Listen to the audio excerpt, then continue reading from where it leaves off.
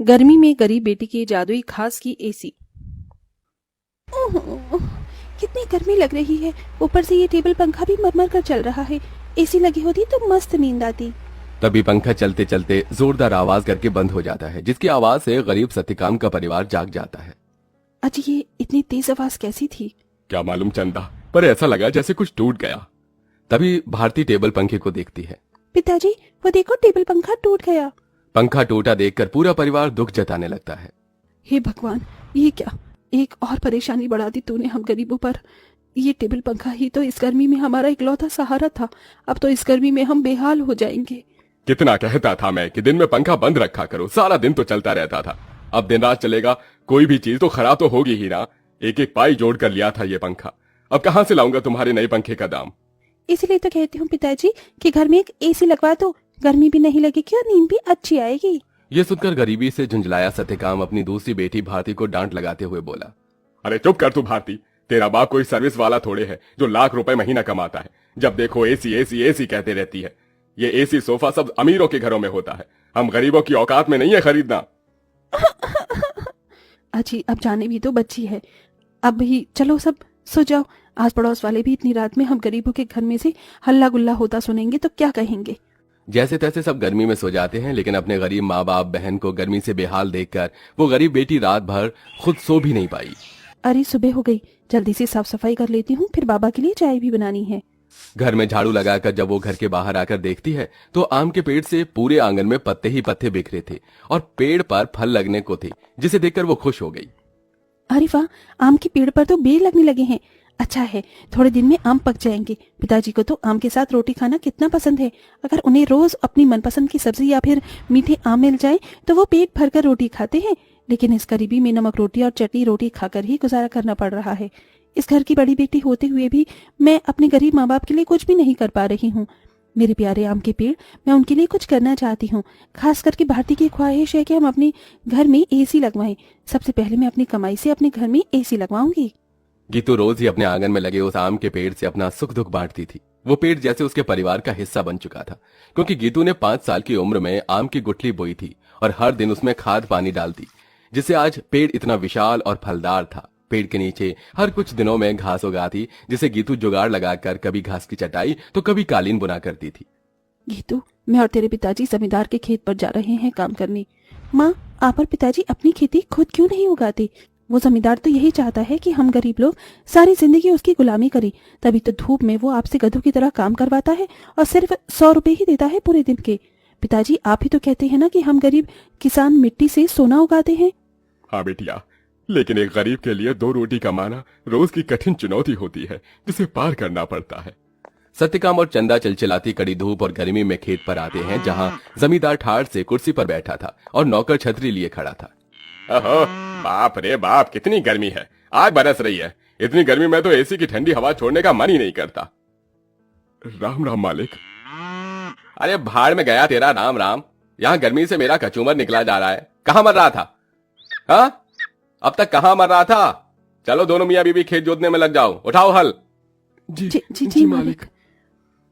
बेचारे दोनों कड़ी धूप में उतनी बड़ी जमीन में हल जोतते हैं, उनके माथे से टप टप पसीना बहता जाता है। अजी, शाम हो गई। आज तो मालिक दिहाड़ी देने के डर से आए ही नहीं। उनकी हवेली चलकर मांग लेते हैं। पंखा ठीक भी तो कराना है, वरना गर्मी में गुजारा नहीं होगा। दोनों जमींदार के घर आते हैं, जहां जमींदार पांव पसारे एसी की चिल्ड ठंडी ठंडी हवा खा रहा था। ओहो, क्या मजा आ रहा है। हा हा हा, एसी में भैया मजा बहुत है। अरे सत्यकाम, तू यहाँ?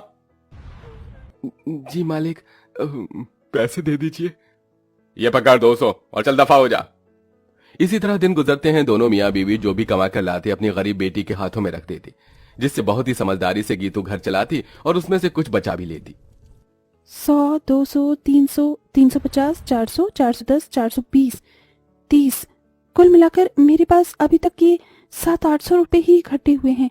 इतने में एसी कहाँ से आएगी? अगर मैं किश्त बंधवाकर भी एसी ले आऊं तो फिर मैं कैसे किश्त भरूंगी? तभी भारती अपनी गरीब बहन गीतू को परेशान देखकर बोली, दीदी, आजकल तो कबाड़ी वालों के पास भी अच्छी अच्छी चीज मिल जाती है। अमीर लोग तो नया खरीद लाते हैं और महंगी चीज भी बेच देते हैं। हाँ, ये ठीक रहेगा। मैं कबाड़ी में से कोई एसी उठा लाती हूँ। गीतू एसी खरीदने कबाड़ी की दुकान पर चली आई। भैया जी मुझे कोई सस्ती एसी दिखाइए। गरीब लड़की लगती है, एक काम करता हूँ, ये खटारा वाली एसी थमा देता। इसे क्या पता इसमें क्या डिफॉल्ट है। ये लो बहन जी, ये एकदम बढ़िया एसी है। ये चलती तो है ना? चलती नहीं दौड़ती है, एकदम धूम मचा देगी ठंडी हवा की। 1000 रुपए की लगेगी, अब जल्दी से ले लो। लेकिन मेरे पास बस 800 ही है। चलेगा चलेगा, दे दो। गीतू खुशी से वो एसी घर लाकर सबको चलाकर दिखाती है।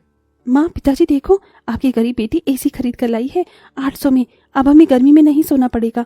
मगर ये चल क्यों नहीं रही? 800 में कोई एसी देता है भला क्या? पैसे फंसा कर आई है जाकर। सब मुंह बनाकर सो जाते हैं और गीतू पेड़ के पास आकर रोने लगी। मेरे प्यारे आम के पेड़, वो कबाड़ी वाला मुझ गरीब के पैसे खा गया। ये एसी चल भी नहीं रही, मुश्किल से 1-1 रुपया इकट्ठा किया था। गीतू को रोते देखकर पेड़ बोलने लग जाता है। गीतू, तुम रो रही हो? रो मत, मैं तुम्हारी एसी को जादुई एसी बना देता हूँ। क्या सचमुच में ऐसा हो सकता है?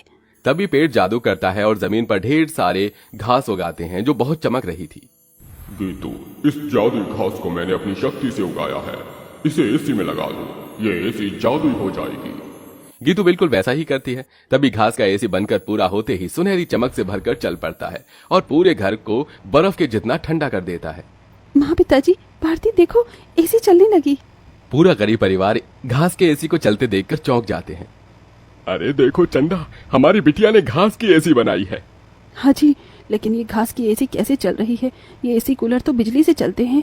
तभी जादुई घास एसी के आंख कान मुंह बन जाता है। एसी इठलाकर बोला, क्योंकि मैं जादुई घास का एसी जो हूँ। ये लो, जी भर के खूब ठंडी हवा खाओ। अरे वाह दीदी, क्या 300 एसी बनाई है। हम गरीबों जैसे घास की एसी है। एसी तो बड़े बड़े अमीरों के घर में भी नहीं होगी। अब हम गर्मी में एसी की ठंडी हवा में सोएंगे। तभी चंदा रोते हुए बोली, बिटिया, अगर दिन भर इस एसी की ठंडक में ही सोते रहेंगे तो कमाएगा कौन? बगैर खून पसीना बहाए पैसे थोड़ी मिलता है।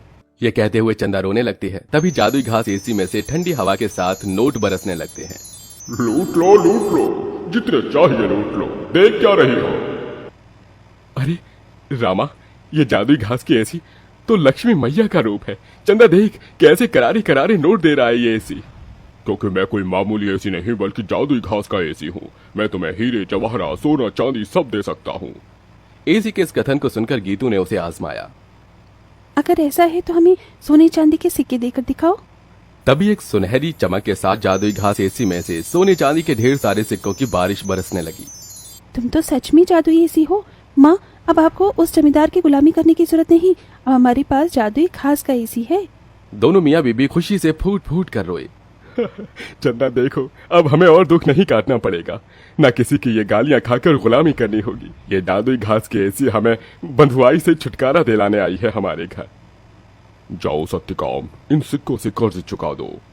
सत्यकाम ने जादुई घास एसी से मिले सिक्कों को बेचकर सबका कर्जा भर दिया और उसने पंखा कूलर एसी की अपनी दुकान खोली, जिससे गरीब भी कम दाम पर एसी खरीद सके। उस गरीब बेटी के बनाए जादुई घास एसी ने उसके गरीब परिवार का भाग्य बदल दिया।